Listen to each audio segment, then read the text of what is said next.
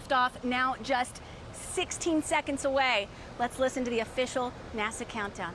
Okay, let's do that. We are almost 10 seconds away from this, folks. Listen in.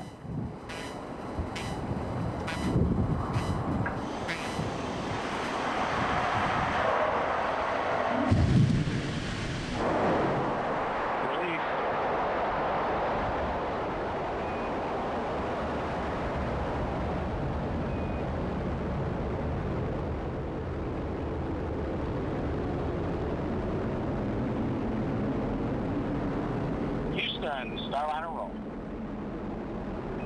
Roger, roll.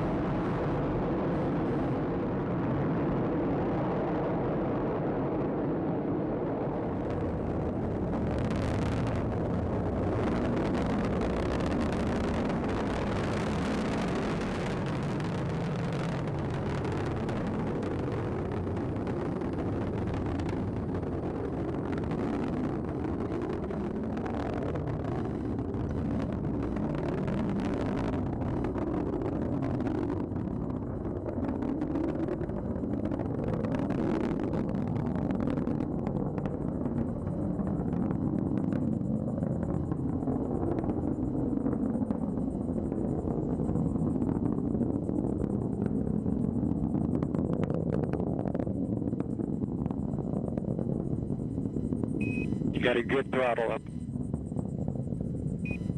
Good throttle.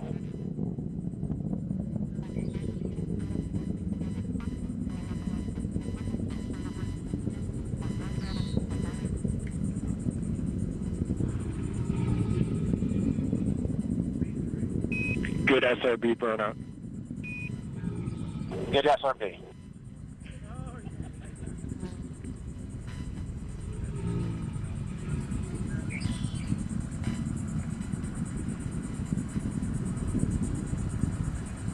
Well, that was goosebump inducing. And Kristen, it caught us a little bit by surprise because we didn't hear the 10, 9, 8 countdown. But what a view already from the spacecraft looking back at Earth. And it seems like, I mean, you know better than us, but did this go off without a hitch?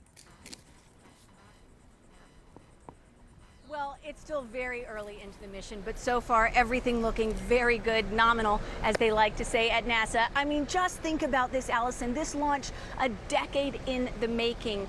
This is really the beginning of NASA's dream of making commercial spaceflight a reality, and not just a reality with SpaceX, but with multiple providers. They want that redundancy. They want the ability for NASA astronauts to have some options in case something goes wrong with one of those other spacecrafts. So what we're seeing right now, everything looking really good, but we still have some critical moments ahead, and I just want to walk you through what we're about to see. So this is Boeing Starliner spacecraft and the capsule on top of the rocket. This is where the two NASA astronauts, Butch Wilmore and Suni Williams, are right now. But momentarily, this capsule is going to separate from the rocket, the Atlas V rocket, built and operated by a different company, the United Launch Alliance. That is a critical moment, one of the more dangerous moments, so to speak, aside from the actual liftoff. So that's something we're going to be watching very closely.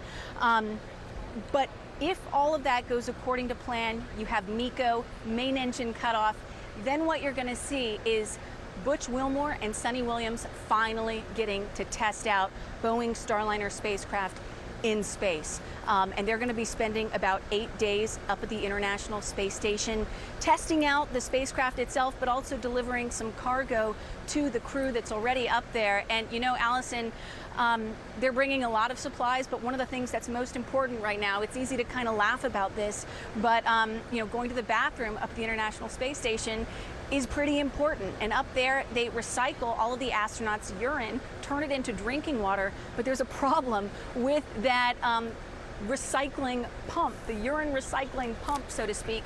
So they're bringing up a replacement part to hopefully rid the astronauts up there of all the bags of urine that are sitting around the space station right now. So it's not just the astronauts that are going up to the ISS, but cargo as well. So right now we are past max Q. That's the point of when the most stress is placed on the rocket. So a huge milestone there.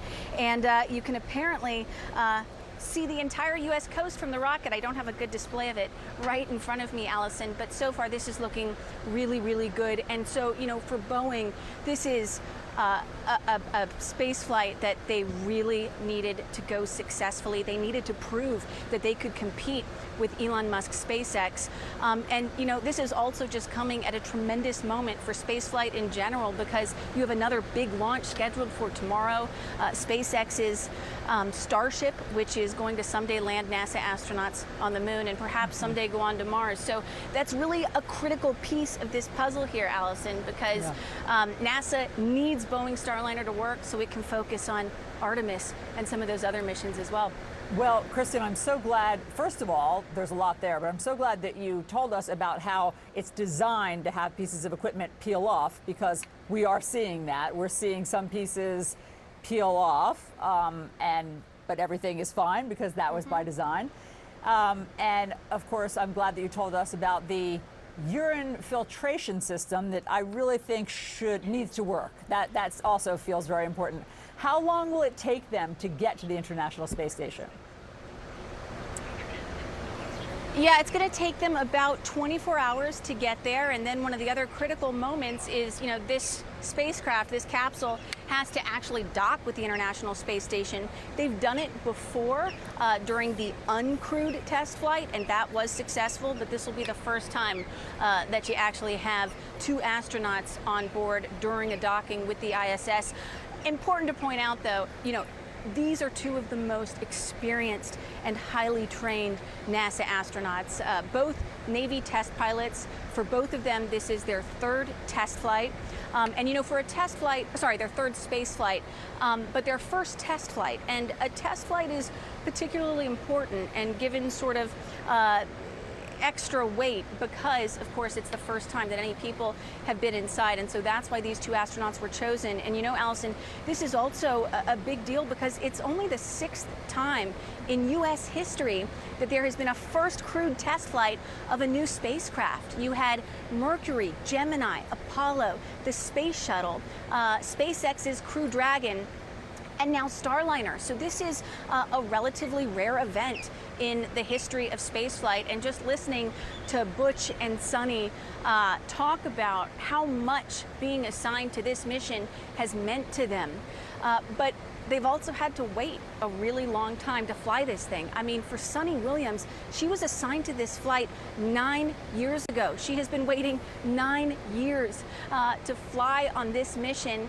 And then we had all those recent scrubs. First, there was that scrub, Allison, on May 6th, which was caused by a faulty oxygen valve on the Atlas V rocket here. But this scrub on Saturday had nothing to do with the capsule or the rocket. It had to do with an issue with the ground computer that instigates that automatic launch sequence. And so, you know, so much has to go right for the launch that we just witnessed here. The weather has to cooperate. Everything has to go perfect right up until the moment of liftoff. And so right now, the Centaur engine, I believe, has ignited. So what we're seeing right now is these two stages still mounted together. So you have the bottom half of the Atlas V rocket and these two solid rocket boosters that have separated from the rest of the spacecraft and will essentially never be used again. They're totally expendable.